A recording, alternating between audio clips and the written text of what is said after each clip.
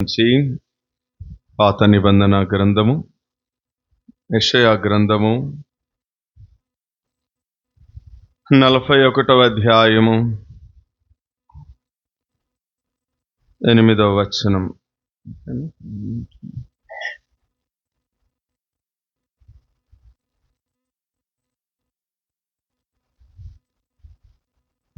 41:8 చదువుదాం అందరం కలిసి. ఏమనుంది? నా సేవకుడవైన ఇజ్రాయేలు, నేనేర్పరచుకొనిన యాకోబు, నా స్నేహితుడైన అబ్రహాము సంతానం. ఆ మాట అండర్లైన్ చేసుకోండి. ఎవరు చెప్తున్నారు ఈ మాట? దేవుడు చెప్తున్నాడు. ఏమని చెప్తున్నాడు? నా స్నేహితుడైన అబ్రహాము. రెండవ మాట దినవృత్తాంతాలు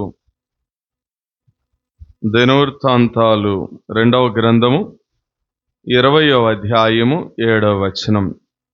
దినవృత్తాంతాలు 2వ గ్రంథము 20వ అధ్యాయము 7వ వచనం. అందరం కలిసి చదువుదామా? 374వ పేజీ. నీ జనులైన ఇజ్రాయేలీల ఎదుట నుండి ఈ దేశపు కాపురస్తులను తోలివేసి నీ స్నేహితుడైన అబ్రహాము. ఈ మాట ఎవరు చెప్తున్నారు? యెహోషాపాతు చెప్తున్నాడు 5వ వచనంలో. యెహోషాపాతు అంటున్నాడు, నీ స్నేహితుడైన అబ్రహాము.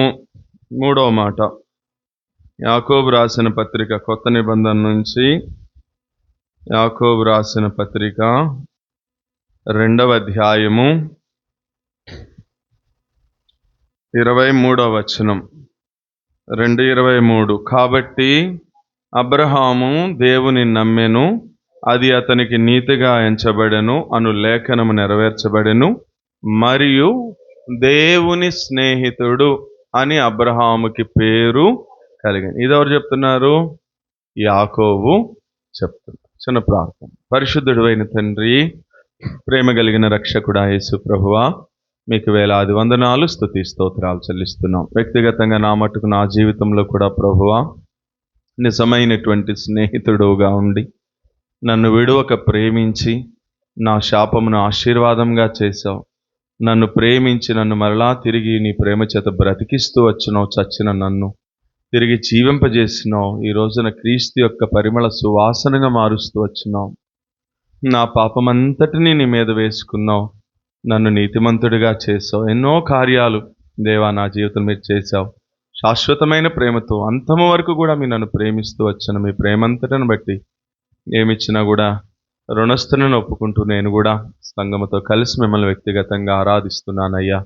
ఈ సమయంలో మా మధ్యలో ఉంచబడిన మీ శరక్త మాంసం సాదృశ్యమైన రొట్టె ద్రాక్షస్వములు పాలు పొందడానికి పూర్వము మరలా మేము కొన్ని సంగతులు పరీక్షించుకుని సరిచేసుకోవడానికి కొరకు కూడా మీరే సహాయం చేయమని యేసు ప్రభు నామంలో ప్రార్థిస్తున్నాం తండ్రి. మంచిది. 3 మాటలు చూసాం. 3 మాటల్లో కూడా ఏమని రాయబడి ఉంది? దేవుడు సాక్ష్యం ఇస్తూ అబ్రహాముని గురించి మాట్లాడుతూ, నా సేవకుడైన అబ్రహాము, లేకపోతే నా దాసుడైన అబ్రహాము, లేకపోతే నా కుమారుడైన అబ్రహాము, ఎన్ని మాటలు ఏదైనా అనొచ్చు కదా. కానీ ఏమన్నాడు? నా స్నేహితుడైన అబ్రహాం. యెహోషాపాతు మాట్లాడుతూ అన్నాడు, నీ స్నేహితుడైన అబ్రహాము సంతతిని ఆశీర్వదించావు. యాకోబు అన్నాడు, అబ్రహాముకి దేవుని స్నేహితుడు అని. ఇప్పుడు చెప్పండి, స్నేహితుల దినోత్సవం రోజున 2వ ప్రసంగం. మొదటి ప్రసంగమేమో ఏ స్నేహితుడు? ఈ స్నేహితుడు నిజమైన స్నేహితుడు, మనల్ని ప్రేమించి మన కోసం ఏం చేశాడో చూసి. ఇప్పుడు అబ్రహాము జీవితంను చూస్తే అబ్రహాముని గురించి దేవుడు సాక్ష్యం ఇస్తూ అంటున్నాడు, హీ ఈజ్ మై ఫ్రెండ్ అన్నాడు. ఇంకా కొంచెం ముందుకెళ్తే he is my best friend అంటాడు. ఆదికాండం 18వ అధ్యాయంలో అంటాడు, నేను చేయబో కార్యమును అబ్రహామునికి చెప్పకుండా నేను దాచెదనా అన్నాడు. అంటే ఎవరికి చెప్పకుండా మనం చెయ్యం చెప్పండి? స్నేహితులకు కాదు. స్నేహితులు 10 మంది ఉంటారు మనకి క్లాసులో. అందరికీ అన్నీ చెప్తామా? చెప్పం. ఎందుకంటే మళ్ళీ వీడు ఎక్కడో చోట చెప్పేస్తాడు రా అని ఒక్కడికే చెప్తాం. ఎవడు వాడు? వాడు బెస్ట్ ఫ్రెండ్. ఇప్పుడు అబ్రహాముని గురించి అంటున్నాడు, నేను ఏదైనా ఒక పని చేయాలంటే అబ్రహాము చెప్పకుండా నేను దాస్తానా అని దేవుడు అంటున్నాడంటే, ఇప్పుడు అబ్రహాము దేవుడికి ఏమైపోయినాడు?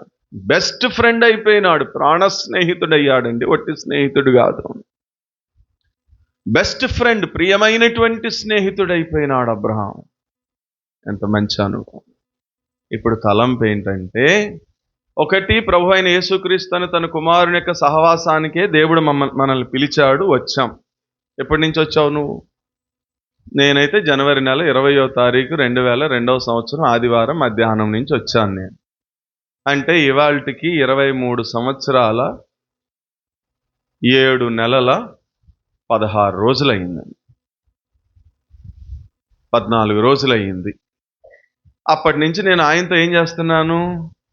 సహవాసం చేస్తున్నా. అంటే ఇప్పటికి నేనేమైపోవాలి? ఆయనకేమవ్వాలి చెప్పండి? స్నేహితుడిని అవ్వాలా, బెస్ట్ ఫ్రెండ్ అవ్వాలి. అంటే ఇప్పుడు నా గురించి ఎవరు సాక్ష్యం ఇవ్వాలా? దేవుడు సాక్ష్యం ఇవ్వాలి. ఏమని? He is my best friend. మరి నువ్వు ఎప్పటి నుంచి మొదలు పెట్టావు స్నేహం? నిజంగా స్నేహం చేస్తున్నావా? చేస్తే ఇప్పుడు నువ్వు కూడా ఏమైపోవాలా? దేవునికి స్నేహితుడు అయిపోవాలా. దేవునికి స్నేహితుడు అయ్యావా అవ్వలేదని ఎట్లా తెలుస్తుంది? సింపుల్, నువ్వు దేవునికి స్నేహితుడు అయ్యావనుకో, నీకు కూడా చేయబోయే కార్యాలు ఏవి కూడా ఏం చేయడు ఆయన, దాచిపెట్టాడు. దాచిపెట్టకుండా అన్నీ నీకు కూడా ఏం చేస్తాడు? ఆయన చెప్తాడు. మరి చెప్తున్నాడా? నీ గురించి దేవుడు సాక్ష్యం ఇవ్వగలడా? ఫలానా సహోదరుడు, ఫలానా సహోదరి, వాళ్ళు నా స్నేహితులు వాళ్ళు అని దేవుడు సాక్ష్యం ఇవ్వగలడా? చూడండి, అబ్రహాం గురించి ఎంత చక్కగా అన్నాడు దేవుడు, నా స్నేహితుడైన అబ్రహాం. అబ్రహాముకు దేవుని స్నేహితుడనే పేరు కలదు అన్నాడు యాకోబు పత్రిక రాస్తూ. సరే, మంచిది. ఈ స్నేహితుల దినోత్సవం రోజున ఒక సందేశం, ఇంగ్లీష్లో కొటేషన్ అంటారు ఇట్లా, ఏమని? Tell me about your friend, I tell what about you అని. అంటే దాని అర్థం ఏంటి? నీ స్నేహితుడు ఎవరో చెప్పు, నీ గురించి నేను చెప్పేస్తానని. ఇప్పుడు నీ స్నేహం దేవునితో అనుకో, నువ్వు ఎలాంటి వ్యక్తివో మనం ఈజీగా చెప్పేయచ్చు. కాబట్టి స్నేహితుల దినోత్సవం రోజున తలంపు ఏంటి అంటే, ఇదిగో ఇతను నా బెస్ట్ ఫ్రెండ్ అండి అని నువ్వు అతనికి ఫ్రెండ్షిప్ బ్యాండ్ కట్టడం అది పెద్ద గొప్పతనం కాదు, కానీ లేకపోతే దాన్ని స్టేటస్లో పెట్టుకోవడం నేను అది గొప్పతనం అని అనను. కానీ సాక్షాత్తు నిజ స్నేహితుడైన యేసు ప్రభువారే నీ గురించి ఏమని సాక్ష్యం ఇవ్వాలా? వీళ్ళు నా స్నేహితులు అని చెప్పాలి. అలా దేవుని స్నేహితులుగా మనం చేయబడాలి. ఇందాక మెసేజ్కి ఇంకా కొంచెం సపోర్టివ్ కావడానికి అక్కడే ఒక మాట కూడా రాసుకోండి, ఆ నోట్స్లోనే 15వ అధ్యాయం 13వ వచనమా యోహాను సువార్త ఏమని రాయబడిందో చూడండి. యోహాను సువార్త 15వ అధ్యాయం 13, 14 వచనాలు ఏమని ఉందో త్వరగా. తన స్నేహితుల కొరకు తన ప్రాణము పెట్టువాని కంటే ఎక్కువైనటువంటి ప్రేమ గలవారు ఎవ్వరూ కూడా లేనే లేడన్నాడు. సో అంతగా ప్రేమించాడు. నా కింద ఏమన్నాడు ఇంకా? నేను మీకు ఆజ్ఞాపించు వాటిని చేసిన ఎడల. అది ఇప్పుడు అబ్రహాములాగా నీవు నేను కూడా దేవుని స్నేహితులం అవ్వాలి అంటే మనం చేయాల్సిన పని ఏంటట? ఒకటి, ఆయనతో ఫ్రెండ్షిప్ చేస్తూ ఆయన ఆజ్ఞాపించు అన్నీ కూడా నువ్వు కూడా ఏం చేయాలట? చేస్తే చాలట. You are become a God's friend. నువ్వు కూడా దేవునికి ఏమవుతావు తెలుసా? స్నేహితుడు అయిపోతావు. అంటే సింపుల్. సరే రండి, గబగబా టైం అయిపోతా ఉంది, ఎండ వేయడం ఎక్కువగా ఉంది, మనకి ఇవాళ ప్రేమ విందు సహవాసం కూడా ఉంది కాబట్టి త్వరగా చెప్పడానికి ప్రయత్నం చేస్తానే. ఇప్పుడు ఒకటి చూసాం మనం, తలంపు ఏం చూసినామంటే అబ్రహాము దేవునికి స్నేహితుడు. అది ఎవరో చెప్పిన మాట కాదు, సాక్షాత్తు దేవుడే సాక్ష్యం ఇచ్చాడు. హీఈస్ మై ఫ్రెండ్, అతడు నా స్నేహితుడు. ఇప్పుడు తలంపు ఏంటంటే, మనం పౌలు అన్నాడు కదా, మీరు ప్రభు యొక్క శరీర మాంసంలో పాలు పొందడానికి పూర్వము మిమ్మల్ని మీరేం చేసుకోండి, పరీక్షించుకుని సరి చేసుకుని అలాగూ చేసి ఆ రొట్టెను తిని పాత్రలో ఉన్నది.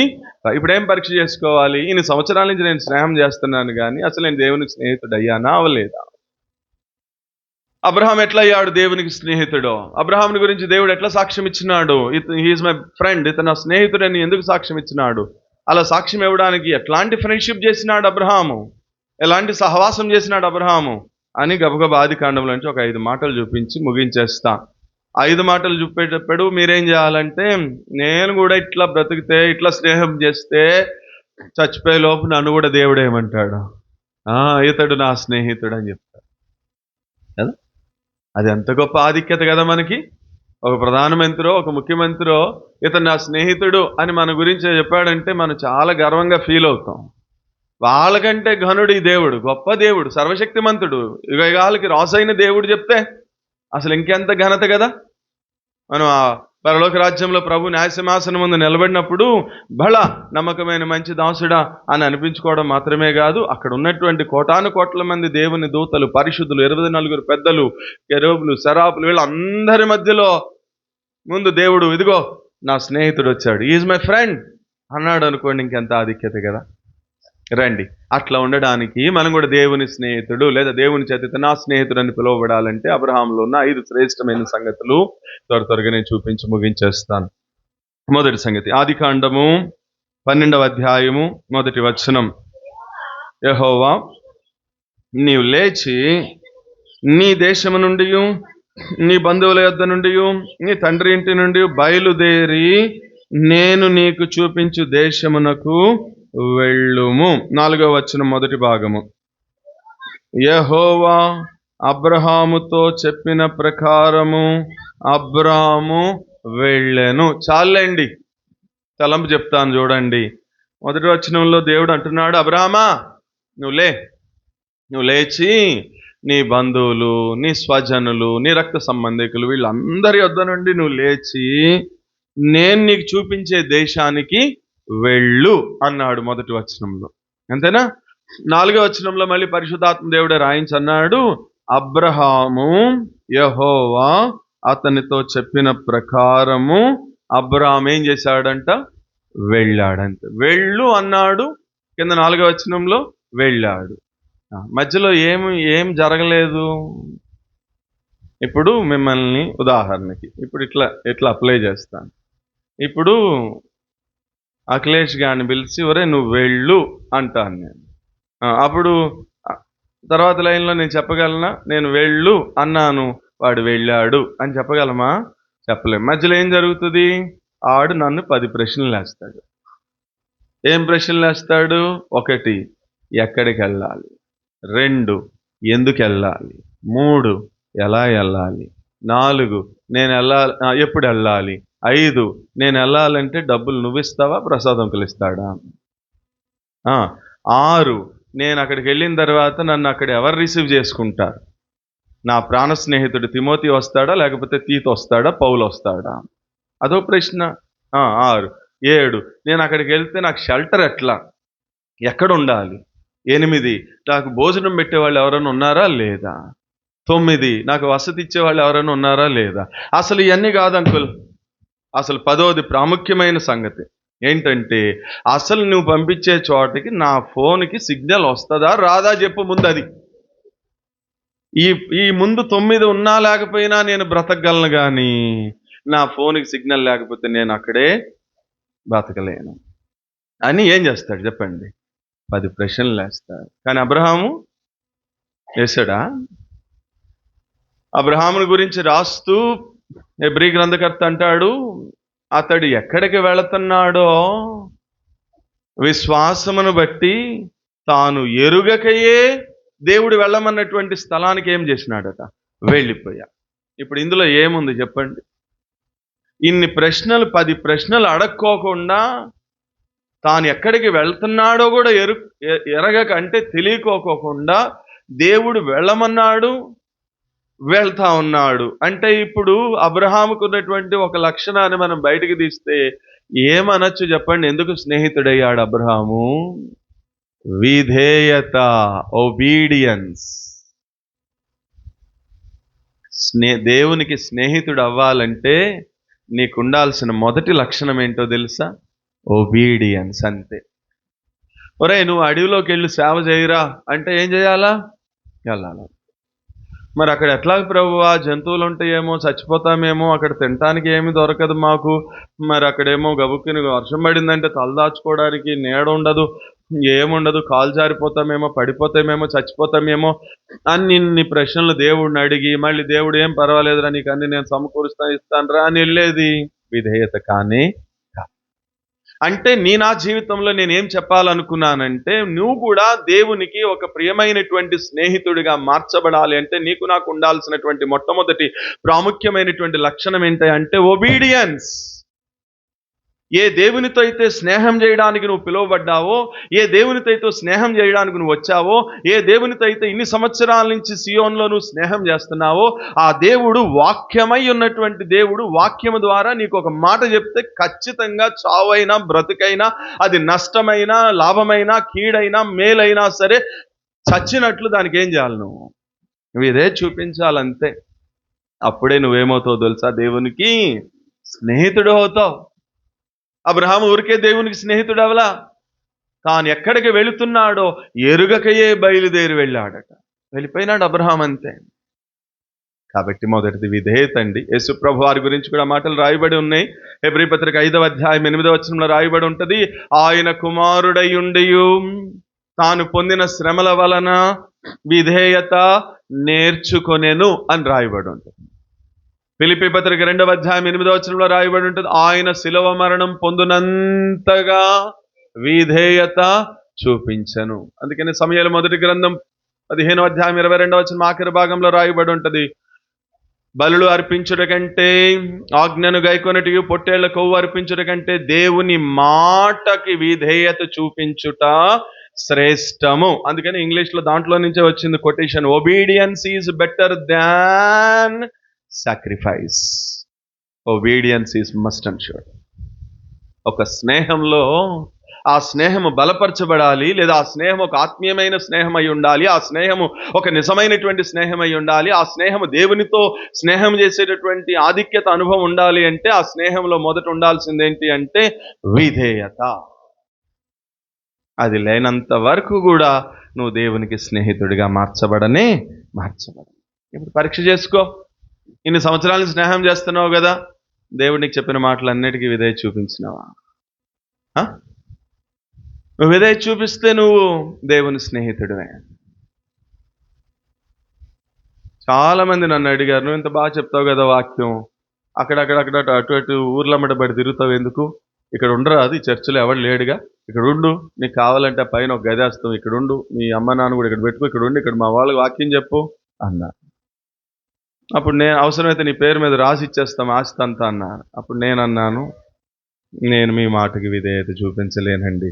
ఎందుకంటే కొన్ని సంవత్సరాల క్రితం దేవుడు నన్ను పిలిచినప్పుడు నాకు ఒక మాట చెప్పాడు. ఏమన్నాడు, నువ్వు అడవులకు వెళ్ళాలి, అక్కడ వాళ్ళకి సువార్త చెప్పాలి, వాళ్ళని ప్రభువులోకి నడిపించాలి అన్నాడు. ఇప్పుడు ఆయన మాటకి నేనేం చేయాలా? విధేయత చూపించాలి. ఇప్పుడు దాని పక్కన పెట్టి ఇప్పుడు మీ మాటకి విధేయత చూపించి ఇక్కడ ఉన్నాను అనుకో, ఇప్పుడు మా స్నేహం ఏమవుతుంది? పోతుంది. నేను స్నేహంలో నమ్మక ద్రోహం చేసిన వాడిని అవుతాను, లేదా నేను నా స్నేహంలో నా నిజ స్నేహితుడైన దేవుడిని మోసం చేసిన వాడిని అవుతాను. నాకేమో ఆ రోజున మాట ఇచ్చావు వెళ్తానని, ఇప్పుడేమో వాళ్ళు నీకు ఇల్లు ఇస్తాం, కారు ఇస్తాం, బంగ్లా ఇస్తాం, అద్దెలు కట్టాల్సిన పని లేదు అనేసరికి నన్ను మోసం చేసి ఇప్పుడు వాళ్ళ మాట విని అక్కడ ఉండిపోయావా అని రేపొద్దు దేవుడు నన్ను అడిగితే నేనేం సమాధానం చెప్పాలా? కాబట్టి విధేయత ఉండాలండి. దేవుడు నీకు ఏ మాట చెప్తే ఆ మాటకి ఏమనాలా? చిత్తం ప్రభువా, సరే ప్రభువా, అలాగే ప్రభువా, నీ చిత్తమే చేస్తానయ్యా, నా ఇష్టం కాదయ్యా అనేటటువంటి విధేయత ఎప్పుడైతే నీకు ఉంటుందో, then only you are become the friend of Lord Jesus Christ. Yesu ప్రభు వారికి నువ్వు కూడా స్నేహితుడిగా మార్చబడు. రెండవ మాట కిందకు రండి, 7వ వచనం చదవండి. 7వ వచనం 12వ అధ్యాయం. యెహోవా అబ్రాహామునకు ప్రత్యక్షమై నీ సంతానమునకు ఈ దేశం ఇచ్చేదనని చెప్పగా అతడు తనకు ప్రత్యక్షమైన యెహోవాకు ఒక బలిపీఠమును కట్టెను. ఇది అబ్రహాము జీవితంలో కట్టిన మొట్టమొదటి బలిపీఠము. ఈ బలిపీఠానికి ఏమని పేరు పెట్టాం? అంతకుముందు మనము ఆరాధన బలిపీఠం అని పేరు పెట్టాం. కాబట్టి ఇప్పుడు చెప్పండి, రెండవ మాట రాసుకోండి. అబ్రహాము దేవునికి స్నేహితుడు అవడానికి కలిగినటువంటి కారణం ఏంటి? అంటే తన ప్రతి పరిస్థితుల్లో కూడా దేవుణ్ణి ఏం చేస్తా ఉన్నాడు చెప్పండి? ఆరాధిస్తూ ఉన్నాడండి. తన హృదయ అంతరంగంలో ఒక ఆరాధన అనేటటువంటి బలిపీఠం యొక్క అనుభవాన్ని కలిగి ఉన్నాడు Abraham. In every circumstances he is worshipping the lord almighty God. ప్రతి పరిస్థితుల్లో కూడా దేవుడిని ఏం చేస్తున్నాడు చెప్పండి? ఆరాధిస్తున్నాడు. ఆ హేతువును బట్టి అతడు దేవునికి ఏమయ్యాడు? స్నేహితుడయ్యాడు. మరి మన సంగతి పరీక్షించుకుందామా? మరి మన సంగతి మనం ఎప్పుడు ఆరాధన చేస్తాం చెప్పండి? ఎప్పుడు ఆరాధన చేస్తాం? ఎప్పుడు కృతజ్ఞత పెడతాం మనము అంటే? ప్రతి పరిస్థితుల్లో కాదు. మన అమ్మాయి 10th క్లాస్ పాస్ అయితే కృతజ్ఞత కూడిక, ఫెయిల్ అయితే ఉపవాస కూడిక. అంతేనా? మా అమ్మాయి పాస్ అయింది పాస్టర్ గారు, కాబట్టి ఇవాళ మీరు కృతజ్ఞత కూడిక పెట్టండి మా ఇంటి దగ్గర అంటారు. అది ఒక సబ్జెక్ట్ పోతే మీరు నెల నెల ఒకళ్ళ ఇంట్లో పెడతారు కదా, ఈ నెల మా ఇంట్లో పెట్టండి, మా అమ్మాయి 10th తప్పింది కాబట్టి అమ్మాయి పాస్ అయ్యేటట్లు మీరు అందరూ ఉపవాసం ఉండి ఏం చేయండి? ప్రార్థన చేయండి. మరి మా అమ్మాయి ఏం చేస్తుంది? బిస్మిల్లా బిర్యానీ సెంటర్ నుంచి ఒక బిర్యానీ ఆర్డర్ పెట్టి తెప్పించుకుని తిని పడుకుంటుంది. మీరు మాత్రం ఉపవాసం ఉండి ప్రార్థన చేయండి. అంతేనా? కాదు. యోబు వాళ్ళ ఇంట్లో అందరూ చచ్చిపోయారు. కానీ ఏమన్నాడు యోబు 21:21 యెహోవా ఇచ్చాడు, యెహోవా తీసుకున్నాడు. యెహోవా నామమునకే స్తుతి కలుగునుగాక, మహిమ కలుగునుగాక అని స్తుతి కూడిగా పెట్టాడు. అంటే యోబు అన్ని పరిస్థితుల్లో కూడా ప్రభువుని ఏం చేస్తున్నాడు చెప్పండి? అప్పుడు స్నేహితుడు అవుతాము. ఎప్పుడు నువ్వు దేవునికి స్నేహితుడు అవుతావు? ఇన్ ఎవ్రీ సర్కమ్స్టాన్స్, ప్రతి పరిస్థితుల్లో. కష్టం వచ్చిందా? దేవా నీకు వందనాలయ్యా, ఈ కష్టం నా జీవితంలో నువ్వు ఎలో చేసావు. లేకపోతే అనారోగ్యం నా జీవితంలోనికి వచ్చిందంటే నీ పర్మిషన్ లేకోకుండా ఒక చిన్న వెంట్రుకే కిందకి రాలదన్నావు. మేము రోజు తలదూకుంటే బోల్డ్ వెంట్రుకలు రాలుతాయి. అయినా కానీ నువ్వు అన్నావు నీ పర్మిషన్ లేకుండా ఒక్కడు కూడా కింద పడదా అన్నావు. ఇంత పెద్ద రోగం నాకు వచ్చింది, లేకపోతే ఇంత పెద్ద శ్రమ నాకు వచ్చింది, ఇంత పెద్ద కష్టం వచ్చింది, ఇంత పెద్ద శోధన వచ్చిందని నీకు తెలియకుండా ఏది కూడా రానే రాదు. వచ్చింది అంటే దాని అర్థం ఏంటి? నువ్వు నాకేదో పాఠము నేర్పించాలనుకుంటున్నావు. అంతే కదా దావీదు అన్నాడు, శ్రమ కలగక మునుపు నేను త్రోవ తప్పిపోయాను అన్నాడు. కొంచెం 2 వచనాలు దాటి కిందకు వచ్చినాకేమన్నాడు? శ్రమ కలిగి ఉండుట నాకు మేలాయను అన్నాడు. ఇప్పుడు శ్రమ మేలా కీడా? మేలు. అంటే ఇప్పుడు శ్రమ కలిగినప్పుడు ఏం చేయాలా? మళ్ళీ మహాజ్ఞానం అన్నాడు, శ్రమ దినమున నీవు కృంగిన ఎడల నీవు చేతగాని వాడు అన్నాడు. అంటే శ్రమ దినం రోజున కూడా నువ్వేం చేయాలి? ప్రభువుని ఆరాధించాలా, ప్రభువుని స్తుతించాలా. అప్పుడే నువ్వు దేవునికి స్నేహితుడు అవుతావు. అర్థమైందా? ప్రతి పరిస్థితుల్లో నీకు సంతోషం ఉన్నప్పుడు మాత్రమే కాదు, నీకు కష్టం వచ్చినా కూడా, నీకు అనారోగ్యం వచ్చినా కూడా, నీకు ఇబ్బంది వచ్చినా, నీకు ఇరుకు వచ్చినా కూడా, ప్రతి పరిస్థితుల్లో కూడా ఎప్పుడైతే నువ్వు దేవుణ్ణి ఆరాధిస్తావో, ఎప్పుడైతే నువ్వు దేవుణ్ణి స్తుతిస్తావో, ఎప్పుడైతే నువ్వు దేవుణ్ణి మహిమపరుస్తావో, ఎప్పుడైతే నీ హృదయ అంతరంగంలో దేవునికి కృతజ్ఞత స్తుతి ఆరాధన అనేటటువంటి బలిపీఠం యొక్క అనుభవాన్ని నువ్వు కలిగి ఉంటావో, అప్పుడు నువ్వు దేవునికి ఏమవుతావు తెలుసా? స్నేహితుడు అవుతావు. ఆ అనుభవం ఉంది అబ్రహాం జీవితంలో.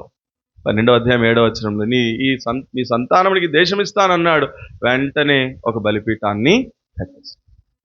కాబట్టి ఆలోచన చేయి ప్రియ దేవుని బిడ్డ, ఇన్ని సంవత్సరాలు నీ సహవాసంలో నీ సంతోషంగా ఉన్నప్పుడే ఆయన స్తుతించి దుఃఖం వచ్చినప్పుడు సరుక్కున్నావా? దేవుడు నాకు అన్యాయం చేశాడండి, లేకపోతే దేవుడు నాకు ఏం చేశాడండి అని దేవుని మందిరం మానేసావా? దేవునితో సహవాసం చేయడం మానేసావా? వాక్యం చదవడం మానేసావా? ప్రార్థన చేసుకోవడం మానేసావా? అంటే నువ్వు దేవుని స్నేహితుడు కానీ కాదు, నువ్వు కపట స్నేహితుడు. అంటే నువ్వు అవకాశవాది స్నేహితుడివి, లేదా నువ్వు స్వార్థపూరితమైనటువంటి స్నేహితుడివి. నీకు అవసరానికి స్నేహం, కొంతమంది అంతే కదా, అవసరానికి ఏం చేస్తారు? హలో ఫ్రెండ్ అని మెసేజ్ పెడతారు.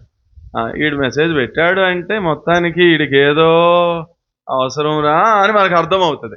ఏంట్రా బాగున్నావా, ఏంటి అర్జెంటుగా 5,000 కావాలరా, నువ్వే గుర్తొచ్చావు, సర్లే ఫోన్లో ఇచ్చాము అంతే. ఇక మళ్ళీ తర్వాత మళ్ళీ కాడు మనకు దొరకదు. మళ్ళీ నీ డబ్బుల కోసం ఫోన్ చేసినా కూడా ఇస్తాంలేవా, ఎగ్గొడతామా ఏంటి, నీ 5,000 కోసం ఏలూరులో ఇల్లు అమ్మేసుకుని వెళ్ళిపోతామేంటి, ఇస్తాంలే అంటాడు. ఏం స్నేహితుడు? స్వార్థపూరితమైన స్నేహితుడు. అవసరాలకు వాడుకుని వదిలేసేటటువంటి స్నేహం అండి. లోకంలో ఉన్న స్నేహం అంతా కూడా ఇలాంటి వేస్ట్ స్నేహం.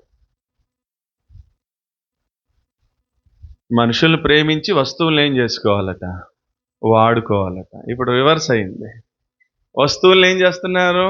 ప్రేమిస్తున్నారు. మనుషుల్ని ఏం చేస్తున్నారు? వాడుకుని వదిలేస్తున్నారు. వీళ్ళతో మాకు అవసరం లేదనుకుంటా. ఇది మనుషుల స్నేహం. అబ్రహాం అట్లా చేయలా. అబ్రహాం ప్రతి పరిస్థితిలో దేవుణ్ణి ఆరాధించే అనుభవం కలిగిన వాడు కాబట్టి అతడు దేవునికి స్నేహితుడయ్యా. ఇది 2. 3వ సంగతి కింద 8వ వచనం, 12వ అధ్యాయం 8వ వచనం. అక్కడ నుండి అతడు బయలుదేరి బేతేలునకు తూర్పునున్న కొండకు చేరి పడమటనున్న బేతేలుకును తూర్పునున్న హాయికిని మధ్యన గుడారము వేసి అక్కడ యెహోవాకు ఒక బలిపీఠమును కట్టి యెహోవా నామమున ప్రార్థన చేశాడు. ఇదేనో బలిపీఠం, ఇది 2వ బలిపీఠం. దీనికి ఏమని పేరు? ప్రార్థన అనేటటువంటి బలిపీఠం. ఇప్పుడు చెప్పండి, అబ్రహాము దేవునికి స్నేహితుడయ్యాడు. ఎందుకు స్నేహితుడయ్యాడు? రోజు దేవునితో ఏం చేస్తున్నాడు? దేవునికి ఏం చేస్తున్నాడు? ప్రార్థన చేస్తున్నాడు. ప్రార్థన అంటే 2 సంగతులు చెప్పండి. వాక్యం చదవడం అంటే దేవుడు నీతో మాట్లాడడం.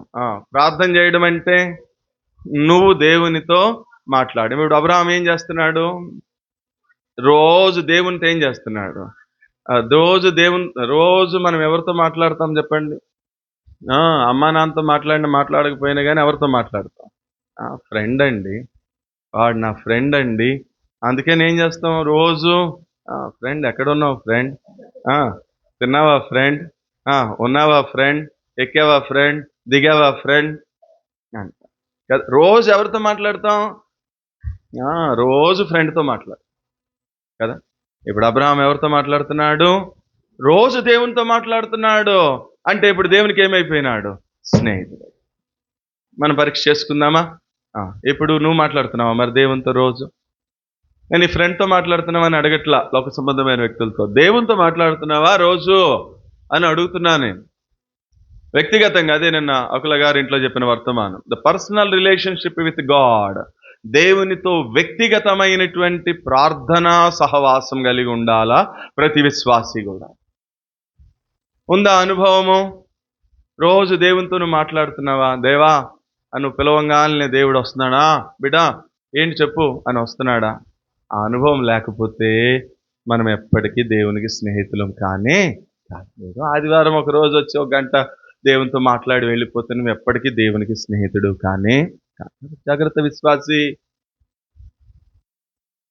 ఈ లోకంలో నువ్వు ఎవరితో మాట్లాడకపోయినా కానీ, ఏ దేవునితో అయితే సహవాసం స్నేహం చేయడానికి వరకు పిలువబడ్డావో ఆ దేవునితో రోజు ఏం చేయాలా? రోజు మాట్లాడాలండి. అది అబ్రహాం చేసింది. 2వ బలిపీఠం, ప్రార్థనా బలిపీఠం. యెహోవా నామమున అతను ప్రార్థన చేసి, అంటే రోజు దేవునితో మాట్లాడుతున్నాడు కాబట్టే ఇప్పుడు దేవుడు కూడా అన్నాడు, అబ్రహాముకి చెప్పకుండా నేను దాస్తానా అని. అబ్రహామా, సొదొమ గొమొర్రా ప్రజల యొక్క పాపము నా దృష్టికి బహుఘోరమైపోయింది అబ్రహామా, ఇంకా నేను సహించలేకపోతున్నాను, ఆ పట్టణాన్ని నాశనం చేస్తానన్నా. వెంటనే అబ్రహాంకి ఎవరు గుర్తొచ్చారు? వాళ్ళ తమ్ముడు గుర్తొచ్చాడు. అయ్యో లోతున్నాడు ప్రభు అక్కడ అని మళ్ళీ ప్రార్థన చేయడము మొదలుపెట్టాడు. చూసావా? అదే రోజు దేవునితో మాట్లాడట్లేదు అనుకో, సడన్ గా సొదొమ గొమొర్రా డిస్ట్రాయ్ అయిపోయేది. ఆ పట్టణంలో లోతు కూడా చచ్చిపోయి ఉండేవాడు. అప్పుడు అబ్రహాం వెళ్ళి ఏమడిగేవాడు దేవుడి దగ్గర? ఏంటి ప్రభువా ఎంత అన్యాయం చేసినావు? ఒక మాట చెప్పొచ్చు కదా, నేను ఈ పట్టణం పాడు చేస్తున్నానని. అక్కడ మా తమ్ముడు కొడుకున్నాడు, లోతున్నాడు, తన భార్య ఉంది, తనకి 2 కూతుర్లు ఉన్నారు కదా ప్రభువా, ఒక్క మాట నాతో చెప్పొచ్చు కదయ్యా, నేను నీ దగ్గర ఏదో నీ పాదాలు పట్టుకునేవాడిని, నేను బ్రతిమలాడుకునేవాడిని కదయ్యా అన్నాడు అనుకో. దేవుడు ఏమంటాడు? ఎట్లా చెప్తాను అబ్రహామా, నువ్వు నాకు టచ్లో లేవుగా, నువ్వు ఎప్పుడో నా వాట్సాప్ నెంబర్ డెలీట్ చేసేసినావుగా, లేకపోతే నువ్వు నన్ను ఎప్పుడో బ్లాక్ లిస్ట్లో పెట్టేసినావుగా. ఎందుకని? నీ లాస్ట్ సీన్ ఎప్పుడో చూస్తున్నాను నేను, నువ్వేమేమి స్టేటస్లు పెడుతున్నావు చూస్తున్నాను నేను, నువ్వు ఎవరెవరితో మాట్లాడుతున్నావు చూస్తున్నాను నేను, ఇవన్నీ చూస్తున్నానని నన్ను బ్లాక్ లిస్ట్లో పెట్టావు, నా నెంబర్ డెలీట్ చేసేసినావు, స్టేటస్ చూడకుండా నన్ను మ్యూట్లో పెట్టావు. ఇంక నేను ఎట్లా అప్రూవ్ చేయేది నిన్ను? ఎట్లా చెప్పేది నీకు? అట్లా కాకుండా నువ్వు రాత రోజు మాట్లాడుతున్నావు అనుకో, అబ్రహామా మర్చిపోయాను, ఈరోజు నేనేం చేద్దాం అనుకుంటున్నా అంటే ఈ పట్టణం బహుఘోరం అయిపోయింది, వీళ్ళు నాశనం చేద్దాం అనుకుంటున్నాను అని చెప్పి వెంటనే అబ్రహాంకి ఏం చేస్తాను అట్లా మనకు కూడా చెప్పి ఉండేవాడు. ఎందుకు ప్రభువా నాకు ఈ నష్టం వచ్చింది? ఎందుకు నేను ఫెయిల్ అయ్యాను? ఎందుకు నాకు ఇది వచ్చింది? నువ్వు తప్పించవచ్చు కదా, లేదా నువ్వు నన్ను హెచ్చరించవచ్చు కదా, ఒక మాట చెప్పొచ్చు కదా, నేను సరి చేసుకునేవాడినిగా. నేను అట్లా వెళ్లకుండా ఉండేవాడినిగా, హెచ్చరించవచ్చు కదా అని నువ్వే దేవుని బ్లేమ్ చేస్తావు. అప్పుడు దేవుడు ఏమంటాడు? ఒరే నేను చెప్తాను, చెప్పకుండా ఉండను, కానీ నువ్వే నాతో ఏం లేదు, టచ్లో లేవు. పొద్దున వచ్చావా నా దగ్గరికి? పొద్దునే 4 గంటకి వచ్చావా? వచ్చి నాతో మాట్లాడావా? రాలా. పోనీ స్కూల్కి వెళ్ళేటప్పుడు లేకపోతే ఆఫీస్కి వెళ్ళేటప్పుడు మాట్లాడావా? రాలా. నువ్వు నా దగ్గర రాలా, నాతో మాట్లాడలేదు, ఇంక నేను ఎప్పుడు చెప్పేది నేను నీతో? అందుకనే జరగాల్సిన నష్టము జరిగిపోయి. అదే నువ్వు పొద్దున మాట్లాడుతున్నావు అనుకో, నేను చెప్పావని జాగ్రత్తరా, ఈరోజు నీకు ప్రమాదం రాబోతుంది, నువ్వు జాగ్రత్త, నువ్వు జ్ఞానం కలిగి నడుచుకో, ఆ టైంలో నేను నీ తోడుంటానులే, మాట్లాడుతానులే, జాగ్రత్త అని ముందే దేవుడు నీకేం చేసేవాడు? చెప్తూ ఉండేవా? కాబట్టి నువ్వు దేవునికి స్నేహితుడు అవ్వాలంటే నీకు ఉండాల్సిన 3వ లక్షణం ఏంటి చెప్పండి? రోజు దేవునితో ఏం చేయాలా అంటే దాని అర్థమే రోజు దేవునికి ఏం చేయాలి చెప్పండి? ప్రార్థన చేసుకోవాలండి. ప్రార్థన చేసుకోవాలి. మీరు ఇట్లా అంటారు, మేమెందుకు రోజు ఎందుకు చేయం పాస్టర్ గారు, మేము కూడా దానియేలులాగా దావీదులాగా రోజుకి 3 సార్లు మేము కూడా ప్రార్థన చేస్తామని అంటారు. ఏం ప్రార్థన? పొద్దున ఉప్మా మీద, మధ్యాహ్నం మటన్ బిర్యానీ మీద, మళ్ళీ రాత్రికి నిలవే నాకు ఏది పెడితే పులిహారో మరి రాగి జావో ఏదో దాని మీద పెట్టి, ప్రభువా నీకు స్తోత్రం, నాకు ఆత్రం, ఆమెన్. ఇదేం మాట? ఇదేం ప్రార్థన? ఇది కాదు ప్రార్థన. దేవా ఈరోజు నన్ను బ్రతికించావు, ఈ సృష్టిని చూసే కృపనిచ్చావు, ఈరోజు నన్ను ఏం చేయమంటావు, నేను ఎక్కడికి వెళ్ళమంటావు, నేను ఎవరితో మాట్లాడమంటావు, నేనేం చదవమంటావు, నేనేం బోధించమంటావు, నేను ఎవరి కోసం ప్రార్థన చేయమంటావు అని నువ్వు దేవునితో మాట్లాడితే, మళ్ళీ క్వైట్ టైం ఒక అరగంట నువ్వు మాట్లాడి, ఒక అరగంట క్వైట్ టైం మౌన ధ్యానంలో నువ్వు ఉంటే, అప్పుడు దేవుడు నీతో మాట్లాడి నీకు రిప్లై ఇస్తాడు, ఆన్సర్ ఇస్తాడు. ఆ రిలేషన్షిప్ ఉండాలి రోజు, ఆ పర్సనల్ రిలేషన్షిప్ విత్ గాడ్. దేవునితో రోజు నువ్వు అట్లా మాట్లాడుతూ ఉంటే అన్నీ చెప్తాడు దేవుడు నీకు. నువ్వు ఎక్కడ ఉద్యోగానికి వెళ్ళాలి, లేకపోతే నువ్వు ఏం వ్యాపారం చేయాలి, నువ్వు ఎవరిని అప్రోచ్ అవ్వాలి, ఎవరిని కలవాలి, ఎవరితో మాట్లాడాలి, ఏ రీతిగా ఫైల్ని ట్రాన్స్ఫర్ చేసుకోవాలా, అవన్నీ నేర్పిస్తాడు దేవుడు నీతో. ఇవన్నీ నీకు తెలియట్లేదు అంటే నువ్వు రోజు దేవునితో మాట్లాడకపోతే ఇంకా నువ్వు దేవుని స్నేహితుడు ఎట్లా అవుతావు? ఇది 3. 4వది అదే ఆదికాండము 13వ అధ్యాయము 18వ వచనం. అప్పుడు అబ్రాము తన గుడారమును తీసి హెబ్రోనులోని మమ్రే దగ్గరనున్న సింధూర వృక్ష వనములో దిగి అక్కడ యెహోవాకు ఒక బలిపీఠము, ఇదేనో బలిపీఠము, 3వ బలిపీఠం, దీనికి ఏమని పేరు? హెబ్రోన్లో కట్టాడంట బలిపీఠం. హెబ్రోన్ అనే పదానికి అర్థం ఏంటి? సహవాసము అని అర్థం. ఎవరితో సహవాసము? ప్రభుతో కదా. అంటే ఇప్పుడు ఏం చేస్తున్నాడు చెప్పండి అబ్రహాం? చెప్పండి. ఒకటేమో అబ్రహాము దేవుని మాటకి విధేయత చూపించాడు, రెండవదేమో అబ్రహాము దేవుడిని ప్రతి పరిస్థితుల్లో ఆరాధిస్తున్నాడు, మూడవదేమో అబ్రహాము రోజు దేవునితో మాట్లాడుతున్నాడు, ప్రార్థన చేస్తున్నాడు. ఇప్పుడు 4వది అబ్రహాము రోజు దేవునితో అది సహవాసం చేస్తున్నాడు కాబట్టి ఫ్రెండ్ అయ్యాడు. యోహాన్ అన్నాడు మొదటి పత్రిక 1వ అధ్యాయము 3వ వచనంలో, మన సహవాసం అయితే ప్రభు అయిన యేసుక్రీస్తుతోనూ ఆయన తండ్రి అయినటువంటి దేవునితోనూ అన్నాడు. పౌలు అన్నాడు మొదటి కొరింథీ పత్రిక 1వ అధ్యాయం 9వ వచనం, మన ప్రభు అయిన యేసుక్రీస్తును తన కుమారుని యొక్క సహవాసమునకు మిమ్మల్ని పిలిచిన దేవుడు నమ్మదగిన. యోబు అంటాడు, ఆయనతో సహవాసము చేసిన ఎడల మనకు మేలు సమాధానము కలుగుతుంది. కాబట్టి ఎవరితో సహవాసం చేయాలా మనము? చెప్పండి. దేవునితో సహవాసం చేయాలా, దేవుని పిల్లలతో సహవాసం చేయాలా. రూతుని గురించి చెప్తూ, రూతు మోయాబీరాలు, యోగ్యురాలయ్యింది రూతు. సంపూర్ణమైన బహుమానం ఇచ్చాడు, ఎందుకంటే 7 కారణాలు ఉన్నాయి. దాంట్లో ఒక కారణము బోయజ్ అంటాడు, నువ్వు నీ బంధువులను, నీ రక్త సంబంధికులను, నీ తల్లిదండ్రులను, నీ స్వజనమును విడిచి ఇప్పుడు బెత్లెహేములో ఉన్నటువంటి దేవుని ప్రజలతో సహవాసం చేస్తున్నావు రూతు, అందుకని దేవుడు నీకు సంపూర్ణమైన బహుమానం ఇచ్చాడు. వీళ్ళందరూ ఆశీర్వదించబడ్డానికి కలిగిన కారణం ఏంటి? ఎవరితో సహవాసం చేస్తున్నారట? దేవునితో సహవాసం చేస్తున్నారు, దేవుని పిల్లలతో సహవాసం చేస్తున్నారు, దేవుని సేవకులతో సహవాసం చేస్తున్నారు. కాబట్టే వాళ్ళు ఆశీర్వదించబడ్డారు. ఇప్పుడు ప్రశ్న, నువ్వు పరీక్షించుకోవడానికి, నువ్వెవరితో సహవాసం చేస్తున్నావు? లోకంలో ఒక సామెత చెప్తారు రా అఖిలేష్. ఏమనంటే 6 నెలలు సహవాసం చేస్తే వాడు వీడవుతాడంట, వీడు వాడవుతాడు. నువ్వు తిమోతి అవుతున్నావు, ఈడు అఖిలేష్ అవుతున్నాడు. ఎందుకంటే ఇంకో సామెత కూడా ఉంది. ఏమని? జోగి జోగి రాసుకుంటేనంట బూడిద తప్ప ఇంకేమీ రాలదంట. అర్థమైందా? అందుకని ఎవరితో చేయాలి నువ్వు సహవాసము? నువ్వు యేసు ప్రభువుతో సహవాసం చేసావనుకో 6 నెలలకు నువ్వేమైపోతావు తెలుసా? ఆయనలాగా మారిపోతావురా. అప్పుడు నీ కటింగ్ మారిపోతుంది, నీ ప్యాంట్ మరి దాన్ని ఎట్ట వేసుకుంటున్నావో ఎట్ట తీస్తున్నావో నాకు అర్థం కావట్లా. ఒక సీసీ కెమెరా పెట్టాలి, నీ ప్యాంట్ మరి నీకు ఎవడ కొడుతున్నాడో తెలియట్లే. మరి అది ఏమో టైట్గా ఉంటుంది. మరి అది ఎట్లా తీస్తావో, ఎట్లా వేసుకుంటావో, అట్లా కూర్చుని లాక్కుంటావో ఏమనేది నాకు రోజు నేను చూసినప్పుడల్లా అర్థం కావట్లా. కాబట్టి నువ్వు యేసు ప్రభుతో సహవాసం చేస్తే 6 నెలలకు నువ్వేమైపోతావో తెలుసా? ఆయనలాగా ఆయన నీలాగా మారడులే, నువ్వు మాత్రం ఆయనలాగా మారిపో.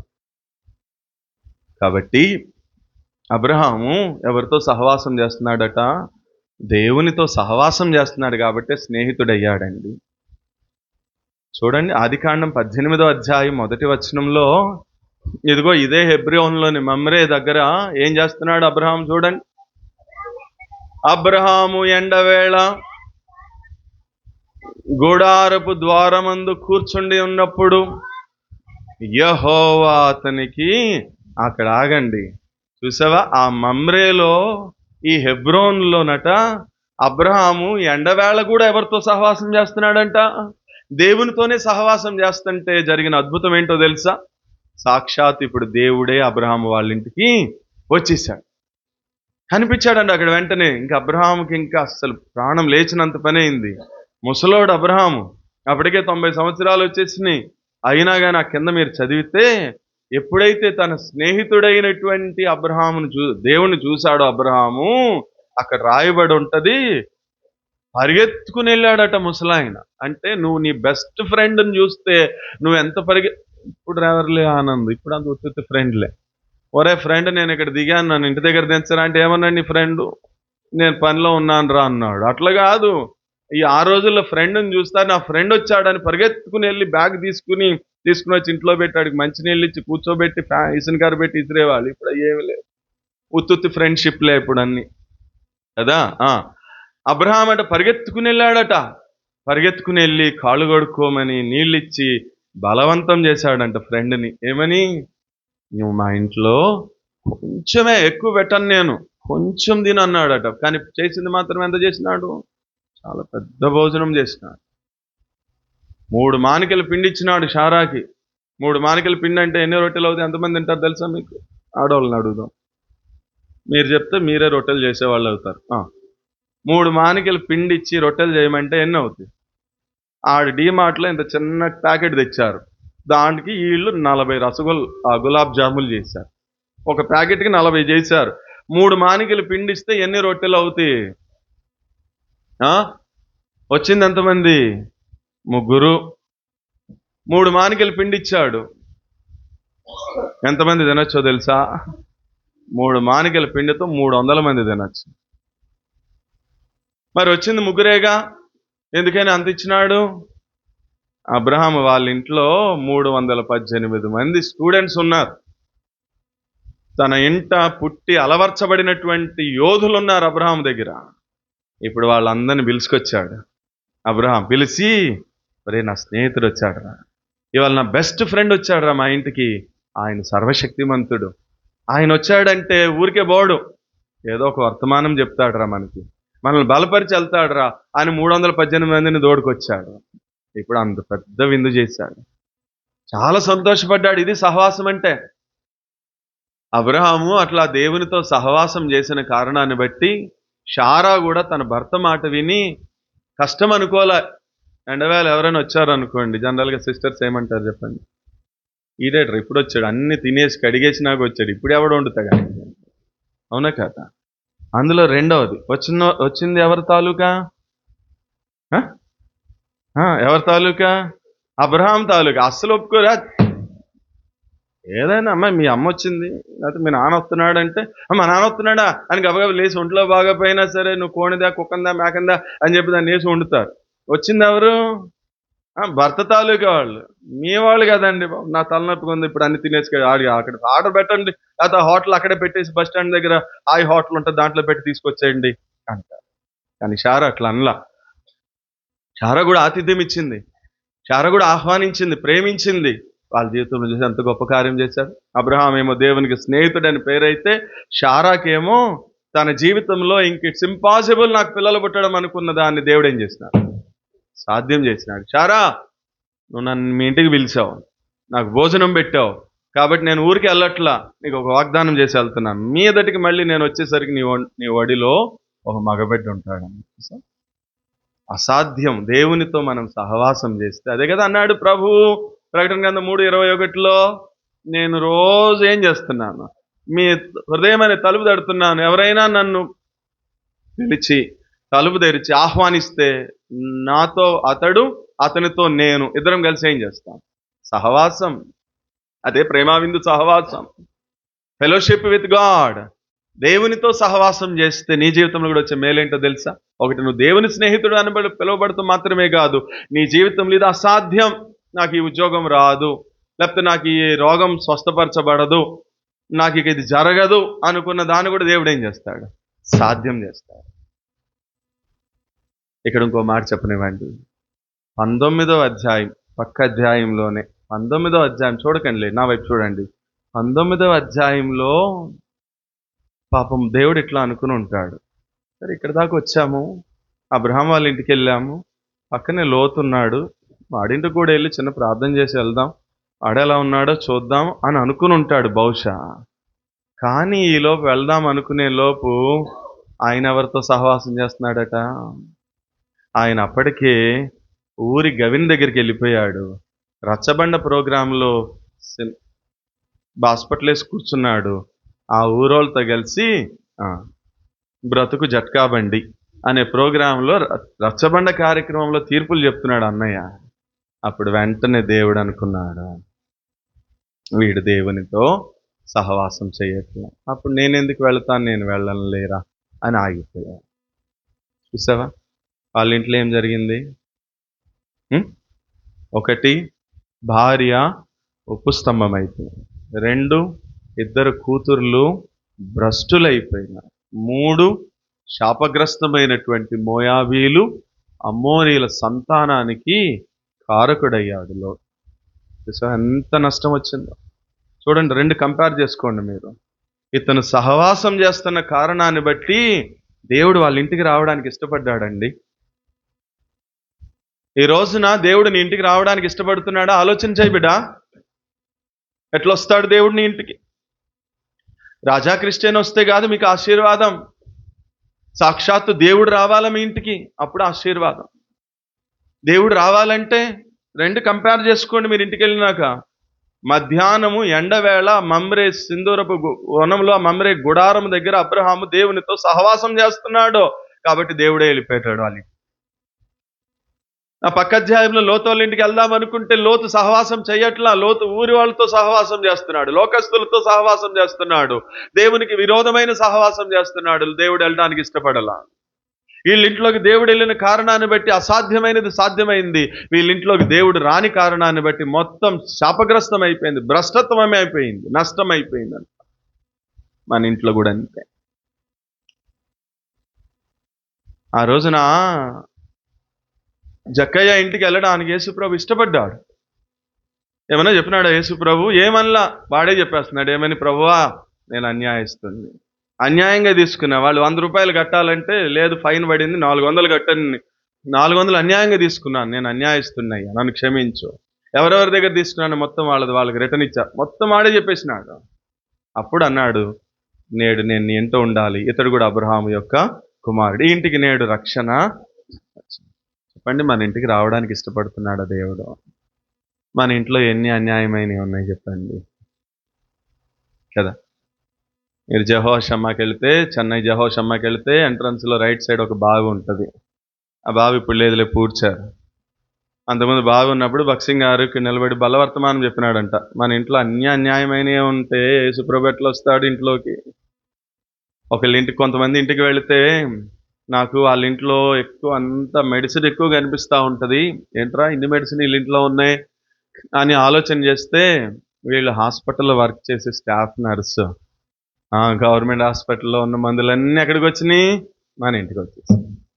ఒక్కొక్కళ్ళ ఇంటికి వెళ్తే A4 షీట్లు కట్టలు కట్టలు కనిపిస్తూ ఉంటాయి టేబుల్ మీద. ఏంట్రా ఇన్ని షీట్లు ఉన్నాయి, ఏం చేస్తారు వీళ్ళు గవర్నమెంట్ ఆఫీస్లో క్లర్క్ అయిన, అక్కడ వచ్చిన A4 షీట్స్ అన్నీ ఎక్కడికి వచ్చినాయి, అన్నీ మన ఇంట్లోనే ఉంది.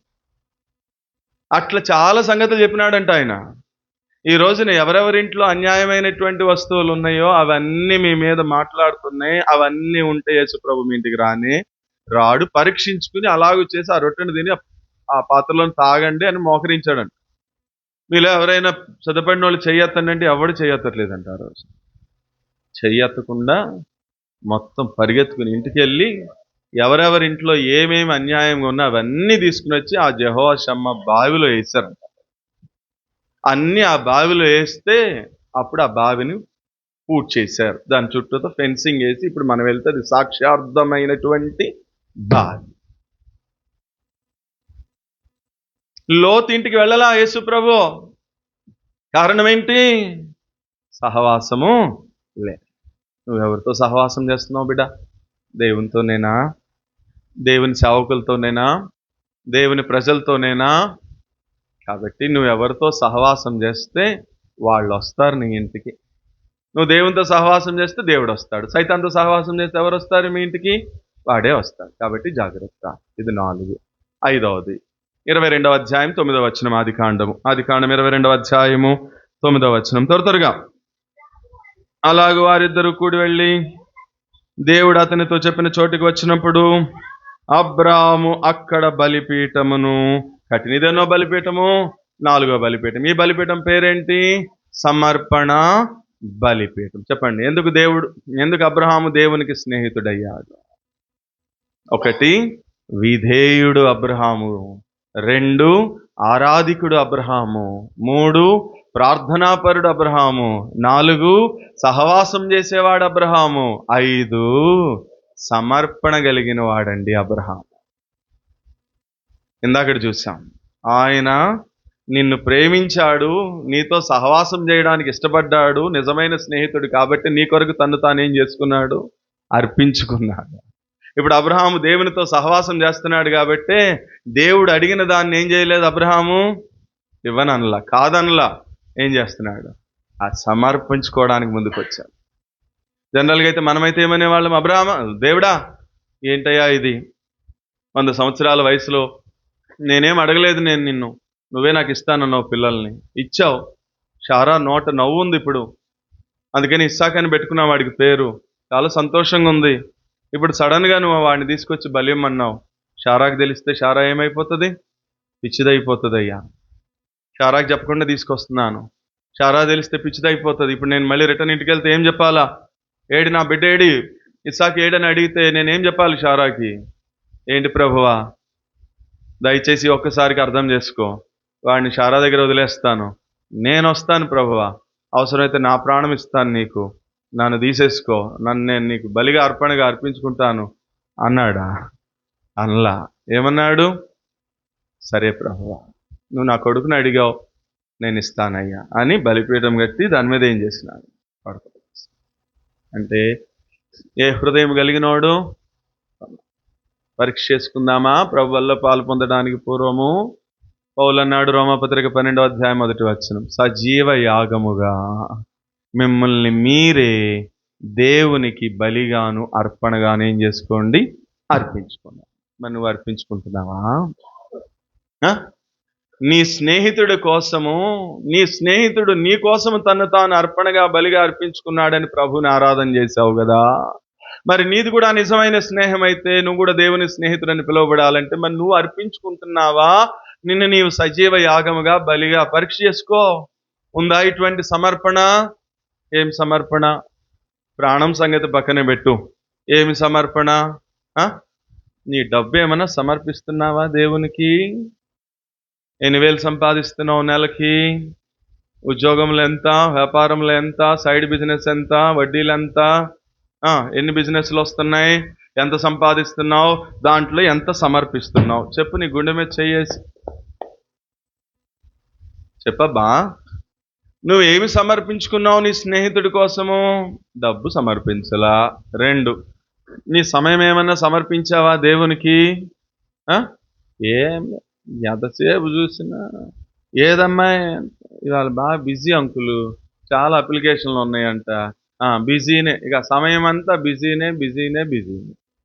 దేవుని దగ్గరికి వచ్చేసరికి ఏమో కాల్ వాసిపోయిందండి, అందుకనే కుర్చీలో కూర్చున్నాం. ఏం సమర్పించాం మనం దేవునికి? లేదు. 3, నీ బలం ఏమన్నా సమర్పించవా? ఏమి సమర్పించలా. ఎంతమంది మగవాళ్ళం ఉన్నాం మనం.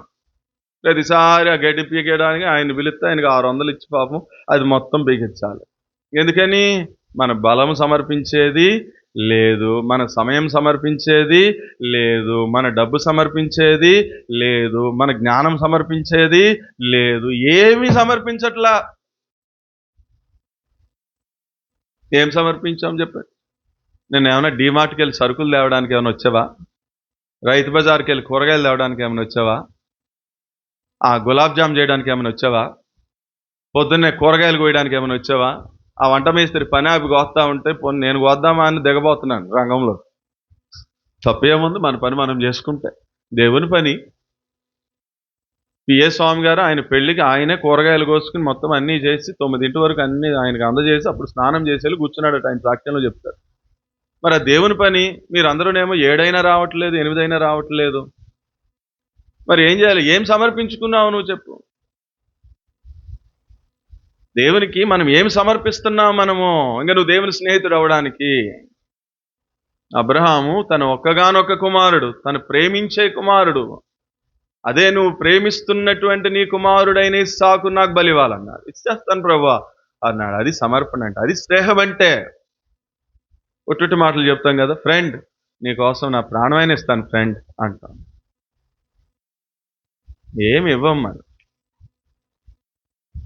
చాలా 5 మాటలు, టైం అయిపోయింది. చెప్పండి, ఎందుకయ్యాడు అబ్రహాముని దేవుడు స్నేహితుడు ఎందుకయ్యాడు?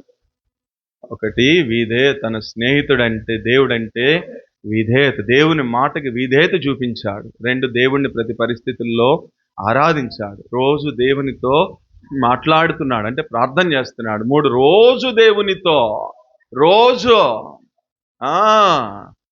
చూడండి, వచ్చినారా నిన్న మీరు శనివారం? ఎంత మంచి ప్రసంగం. వీళ్ళకి దాంట్లో పెట్టద్దు గ్రూప్లో. వీళ్ళేమో గ్రూప్లో పెడుతున్నారులే, మనం వింటున్నాం కదా బాగుందిలే అనుకుంటున్నారు. వచ్చినారా దేవునితో సహవాసం చేయడానికి? బుధవారం సంఘ ప్రార్థనకు వస్తున్నారా దేవునితో మాట్లాడడానికి? వాళ్ళ ఇంట్లో ఉపవాస కూడికంటే పాపం వాళ్ళు 100 మందికి చేశారు భోజనాలు. మీరేమో లింగులిటుకమని 20 మంది వచ్చారు. మరి వాళ్ళు లెక్క చెప్పాలిగా. వాళ్ళకి వచ్చారా దేవునితో సహవాసం చేయడానికి? చెప్పండి. ఇంకా మరి దేవునికి స్నేహితులు ఎట్లా అవుతారు మీరు? అబ్రహాము రోజు దేవునితో సహవాసం చేస్తున్నాడు కాబట్టి అన్నాడు, నేను చేయబో కార్యమును నా స్నేహితుడైనటువంటి అబ్రహాముకి చెప్పకుండా నేను దాచదును. ఎంత మంచి మాట. ఒకసారి ఇంటికి వెళ్ళిన తర్వాత ఆ మాట 100 సార్లు చదవండి మీరు. అబ్రహామా, నువ్వు ఎంత గొప్ప ఆధిక్యత సంపాదించవయ్యా. దేవుడు చెప్తున్నాడు, ఆయన చేసే పనట నీకు చెప్పకుండా చేయనంటున్నాడంటే అసలు నువ్వు ఎంత గొప్ప వ్యక్తివి అయిపోయావు. దేవుడు చెప్తున్నాడు ఇతడు నా స్నేహితుడని. ఎంత మంచి ఆధిక్యత. నేను కూడా అట్లా పిలువబడాలంటే ఏం చేయాలి అబ్రహామా చెప్పు అంటే, ఇప్పుడు అబ్రహాం చెప్తున్నాడు 5 సంగతులు. ఆలోచించండి ఒకసారి సీరియస్గా. ఊరికే వాడికి వీడికి ఈజ్ మై ఫ్రెండ్ అని చెప్పి మనం వాడి భుజం మీద చేయొద్దు. రేపు పొద్దున ఆడే మోసం చేస్తే ఈడే మన ఎగతాలు చేస్తాడు. మొన్నటి వరకు అన్న ఫ్రెండ్ అన్నావు కదరా, ఇప్పుడేంటి ఆడొక మూల నువ్వు ఒక మూల ఉన్నావంట. అదే దేవుడు అంటే మనల్ని మన స్నేహితుడని. దేవుడు ఎన్నడూ మనల్ని మోసం చేసేవాడు కానీ, ఆయన ఎన్నడూ మనల్ని విడిచిపెట్టేవాడు కానీ. అట్లా కావాలంటే రోజు దేవునితో స్నేహం చేయండి. 5వది సమర్పణ. ఏం సమర్పణ? నీ ప్రాణం వద్దులే. కొంతమందిని అడుగుతాడు దేవుడు, నీ ప్రాణం కావాలి నాకని, లేదా నువ్వు నా కోసం హతసాక్షి అవుతావు అంటాడు. అందరిని అండు. కొంతమంది నిన్నేం అడుగుతున్నాడు? నీ సమయం ఇవ్వు ఆయనకి, లేకపోతే నీ డబ్బు ఇవ్వు ఆయనకి దేవుని పరిచర్య కోసం, నీ బలం ఇవ్వు దేవుని పరిచర్య కోసం, నీ జ్ఞానం ఇవ్వు దేవుని పరిచర్య కోసం. అర్థమైందా? ఈ 5 సంగతులు చేస్తే అప్పుడు నీ గురించి కూడా ఇతడు నా స్నేహితుడు అని దేవుడు సాక్షి. అప్పుడు నువ్వు సంతోషంగా హ్యాపీ ఫ్రెండ్షిప్ డే చేసుకో.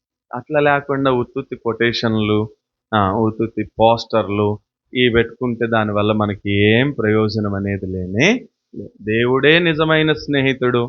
ఆయన నీతో స్నేహం చేసి నీ కోసం ఏం చేశాడో మొదటి వర్తమానంలో చూసాము. రెండవ వర్తమానంలో నువ్వు ఆయనతో స్నేహం చేయాలి అంటే, నువ్వు ఆయనకి స్నేహితుడిగా మార్చబడాలంటే ఏం చెయ్యాలో అబ్రహాము జీవితంలో చూసాం. Choice is yours. తీర్మానం నీదే. దేవునికి స్నేహితుడిగా మార్చబడి నీ జీవితంలో నీ పట్ల ఉన్న దేవుని చిత్తమంతా దేవుడు నీకు చెప్పుకోకుండా లేదా నీకు దాచిపెట్టకుండా అన్నీ నీకు చెప్పాలి అంటే నువ్వు దేవునికి స్నేహితుడిగా మార్చబడాలి. అట్లా కాకుండా దేవునితో స్నేహాన్ని విడిచిపెట్టి నీకు లోకము, లోక స్నేహము ఇవే ఎక్కువ అయిపోతే దానివల్ల ప్రయోజనం లేనే. సులామితి అంది, అతడు నా ప్రియుడు, అతడు నా, చూడలేదా? సరే చూసి మధ్యాహ్నం చెప్పండి. అతడు నా ప్రియుడు, అతడు నా స్నేహితుడు అంది సులామితి. పరమగీతం మనం కూడా అట్లా చెప్పాలా? ఆయనే నా ప్రియుడు, హీ ఈజ్ మై బిలవ్డ్. ఎవరు నీ ప్రియుడు? రమేష్, హరీష్, సురేష్, నరేష్, మహేష్, వీళ్ళు కాదు నీ ప్రియుడు. ఎవరు? ఆయనే నా ప్రియుడు. ఎవరు నీ స్నేహితుడు? ఆయనే నా స్నేహితుడు. ఇక ఆయన తప్ప ఇంకొకరితో మనకు అనవసరం. అవన్నీ మోసం చేసి. సరేనా? కళ్ళు వచ్చుదాం, కళ్ళు మూసుకుందాం, పరీక్ష చేసుకుందాం, గవ్వల్లో పాలు పొందుదాం.